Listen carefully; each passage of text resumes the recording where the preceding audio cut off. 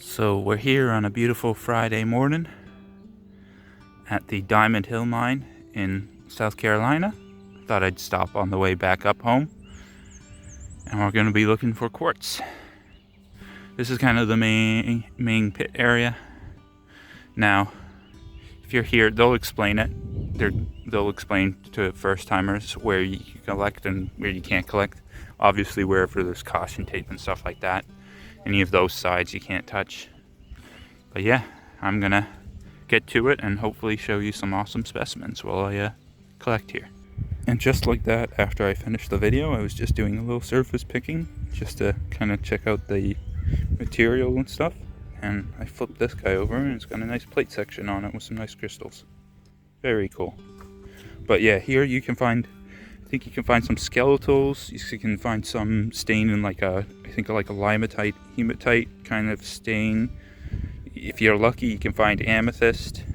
There's a bunch of different varieties of quartz formations that you can find here. But this is one of those examples. Another quick surface find, a nice little Smokey piece. Fell off of some more of these, so I'm gonna keep these together, and maybe I'll, if they're solid enough, you know, I can just perch this big one. Was in contact with them somehow, but it's a nice little sized Smokey quartz point. So I'm just doing some more surface picking, kind of checking out different spots, seeing which spots look promising. And I picked up a few. Some saws with some plates on them, larger crystals, and then I saw this guy, just this crystal kind of poking out. I pulled out this lovely double crystal of skeletal, kind of like milky quartz with a little bit, it seems like it's manganese that causes the staining. But I've now also spotted another one, so we've got a in situ pick. Little tiny quartz crystal, but let's see if we can spot any more in this little location. Seems to produce a couple, so I might actually try and dig around here. I'm thinking of probably whoever was digging up there just tossed those without realizing. So I'll dig in that area and see if I find some bigger pieces. I apologize if it's a bit too windy. I got on top of some of the piles in the back. I'm kind of just doing some surface picking to see what surface picking is like at this location for those who like to surface pick, and then I'm gonna get to digging. But expect to find kind of like this kind of stuff when you're surface picking, like that large crystal that I found by accident is probably not a good indicator, but you're probably going to find like smaller individual crystals in these like druzy plates. And once in a while you might find a big chunk that looks suspicious. Always take those. Like this one, you can kind of see some of the crystals poking out of it. Take those and wash those off later. I will show you a piece that I found that I think just has a hint of amethyst in it. It's a very light purple coloration. Just the tiniest little hint of amethyst, I think. But it's just a tiny little crystal. The real prize is the bigger amethyst crystals. So I've got something exciting. Well, this is something else exciting. I'm gonna try and dig this out first and then show you that something exciting. Should have brought my rock hammer up with me while doing the surface picking, because it'll be easier to, because it looks like this piece has multiple crystals. So we're just gonna use our fingers and just wiggle it out. Not a bad little cluster for a surface find, but the real exciting thing is, and I took my glove off to mark it, can just see in the sunlight, it's a bit of amethyst. Let's see if it's a crystal or just a bit. I think it is a crystal, probably popped off. This looks like this looks like the contact point, or no, it looks like it has a little chip in it, but you know what? Amethyst is amethyst, so that's pretty cool. So I'm starting to dig. Pulled out this guy already. Got some promising points to it. And I just kind of started moving the dirt with my hands after a bit of shoveling, and I see a point sticking out. So let's pull it out together, folks. Let's see. So I use the screwdriver around it, just very carefully remove the material around it, and then just pry her loose.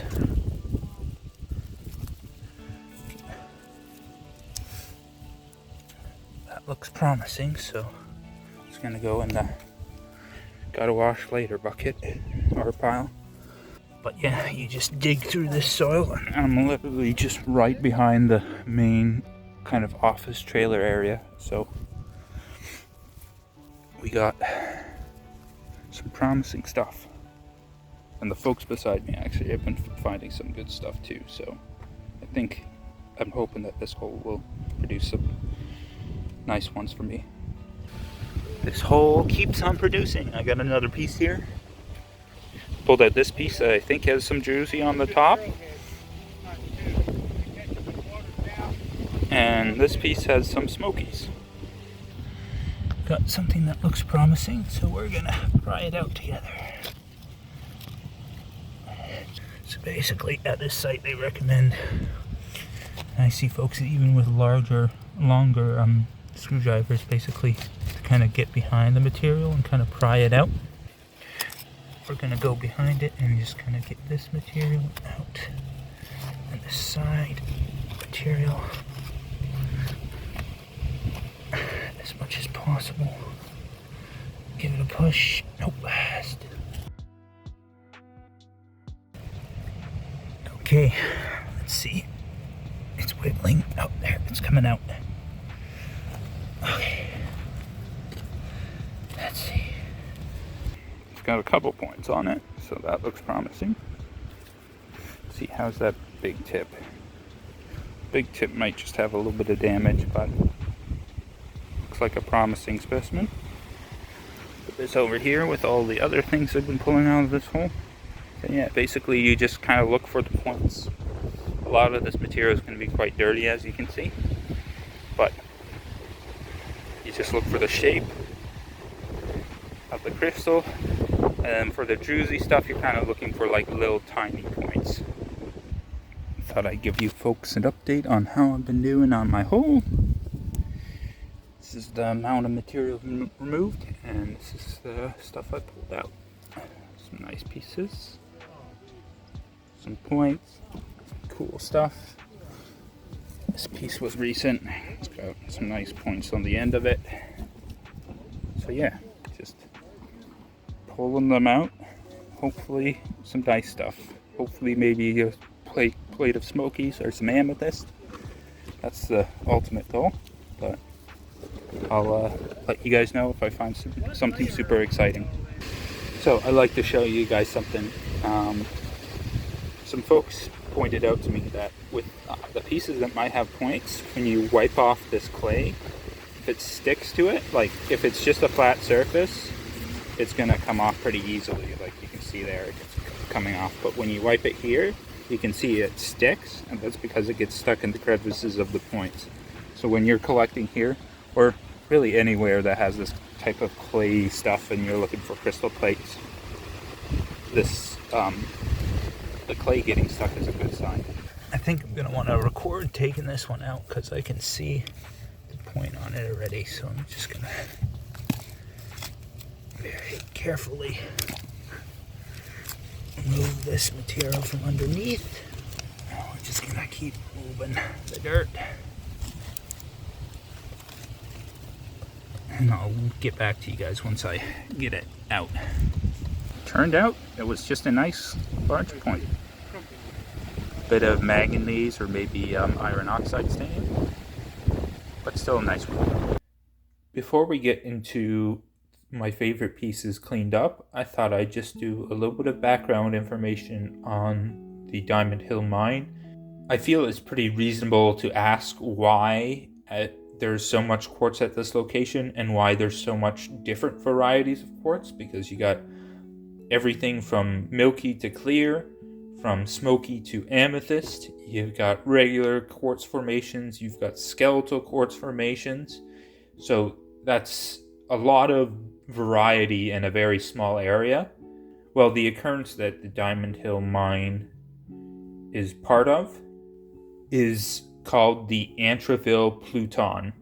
Pluton is basically a fancy word for a intrusive igneous formation. And what intrusive means to folks who don't know is basically it's an internal formation of igneous rock. So that means the magma never became lava, and it stayed in the ground and hardened in the ground.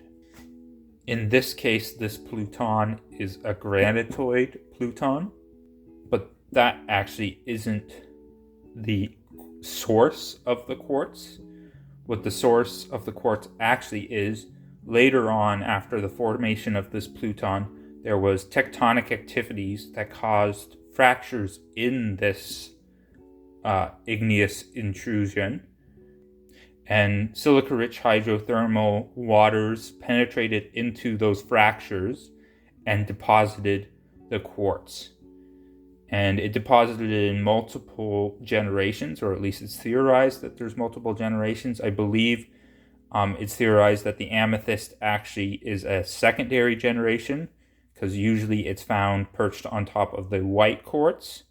So there's a layer of white quartz crystals already, and then the Smokies and the amethyst are usually found on top of that white quartz, which usually means the white quartz came in, and then later on there was a secondary deposit of the Smokies or the amethysts. Now that we've gotten that out of the way, let's get to looking at my favorite finds from this trip. Starting with this lovely skeletal specimen that I actually surface picked at the beginning of the day. Now with skeletal quartz, the reason you get all these stepped and indented faces is because you get this super concentrated solution, and then what happens in this super concentrated solution is you get this rapid growth. And so the edges of the crystal basically form first, and then the rest is kind of filled in later, or it doesn't fill in later because the crystal runs out of silica to grow, and you get these very stepped, kind of indented faces. And this is just a great example of that. Like you can see on the back even, all those individual stepped faces. This is probably one of my top favorite finds from this trip. Here we have just a plate of quartz. It's got one major tip ding, but the rest of the points are pretty intact. It's got what I believe is just a thin coating of iron oxide on some of the crystals, but it leaves kind of this nice yellow color. So some pieces I think I'm going to leave it on there. There's some other places where the iron oxides seem to leave kind of a really drab brown color, and that's not as pleasant. So I might clean those specimens off. Now this piece technically also was a surface find. This is a Smokey Quartz Smoky Amethyst piece. So the core of the larger crystals is amethyst. If I can't show you that properly, I'll throw up a good picture of it. And then it's also got this nice iron oxide coating. But this crystal was loose, but it sits nicely in the plate it came off of. Let's see if you can see the purple. No, it doesn't show up well at all on the camera, which is a shame. So I'll try and take some pictures showing the purple so that you guys can see the purple core on this specimen. You can kind of see it very faintly, but it's not showing up well at all. And then this is just the plate it sits on. And it sits on it quite snugly. This is an individual crystal that I dug out of one of the dump piles, the one that was right behind the sea can where they have their little office. From what I understand, that pile, they take a lot of the material they dig out of the pit when they're moving material around, which they do every once in a while. They will dump there, and so that pile will get a nice mix of quartz crystals because actually, depending on where you are in the pit, you tend to find certain types of crystals more, which makes sense because I believe the pit is relatively unchanged, and so you'll be digging into these pockets and sections of quartz, and various sections will have different varieties of quartz because the environmental factors of formation would be slightly different from quartz spot to quartz spot. Now there is some druzy crystal that you can find there. This was an example I found. It has this really lovely light coating of iron oxide or maybe magnesium oxide. I think the yellow is caused by iron oxide solely, but I could be wrong. But it has ever so slightly the faintest kind of iridescent sheen on the crystal tips and faces. Camera's not picking it up well at all, but I like to call it my all natural aura quartz. Here's just a little piece, but the main quartz point is nice and intact, so I thought it was a nice piece to show you. Now this piece is interesting because the points are pretty clear and skeletal. From what I experienced, most of the skeletal quartz was kind of milky, but this is an example that has some very clear skeletal quartz points. This large kind of skeletal point is pretty banged up, unfortunately, but it's still an interesting piece. It's hard to show on the camera, but you can see, looking at it sideways, you can see the points, and they're kind of like these kind of crystal flowers is the best way to describe them. Now this piece is just a fun cluster of crystal with some iron or magnesium oxide coating. And this was what I was talking about with the kind of the more grimy stuff. Like this kind of lighter brown, kind of patchy oxide is not too pleasant to look at. So I'll have to see about maybe even just dipping the bottom part in some iron out just to clean that section off a little bit more. Or maybe using higher pressure on my textile gun and seeing if that can remove the oxide layer, because sometimes that can work. Now this black coating for sure I know is manganese oxide. You can even see if you look closely, and I'll take some close-up pictures of them. It's got some botryoidal-ish formations, and you can see it's kind of encrusted this quartz druzy. There's some leftover uncovered quartz druzy on the back that you can see, but then on the front it's all covered up in this manganese oxide. This piece is just a fun plate of crystals with some good luster to them, and generally some good clarity as well to some of the points. Just a fun plate piece. Now this piece is just a chunk of druzy quartz with pockets of druzy all over it. But one of these pockets has this very thin coating of the manganese oxide on the crystals. So you get the well-defined crystal shape, but they're covered in this very dark metallic mineral, which gives them a very interesting and cool looking look, in my opinion at least. Another just lovely cluster of crystals. Some nice white ones. Minimal damage. Pretty pleasant to look at. This one got a lot of coating on it. It's cool to look at. I like the coating on it, but there's some tip damage to it, which is unfortunate.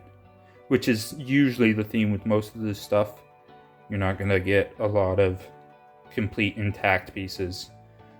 A lot of the stuff there will be at least like one or two tips busted or dinged up a bit, which is unfortunate, but that's how it goes. Now this piece is a pretty awesome piece. It's got minimal damage to the specimen. There's just a couple slight tip dings, and then it's got the nicer, in my opinion, coating. It's got the nicer version of the coating on some of the crystals, and it just makes it look very cool and very interesting in my opinion. And I believe some of these points have some faint skeletal kind of features to them, which is also cool. So it's a nice mix of different features Now this plate for sure, I think I'm going to put in some iron out because the coating on here is not too pleasant to look at. But it's 99% there, just some minor tip dings in some places. But we've got some interesting larger skeletal points along with a bunch of smaller points. I think it'll look pretty good once it's fully cleaned up. We have gotten to the end of the video. Please, in the description below, let me know what you found to be your most favorite. I definitely love this Smokey Amethyst specimen. I think that one is probably my favorite, along with the Skeletal specimen. They're both very wonderful specimens of quartz, and I'm very happy to have collected them. Please also, if you haven't already, do like and subscribe. That helps out the channel a lot. And please just have a wonderful day, folks, and I will see you guys in the next video.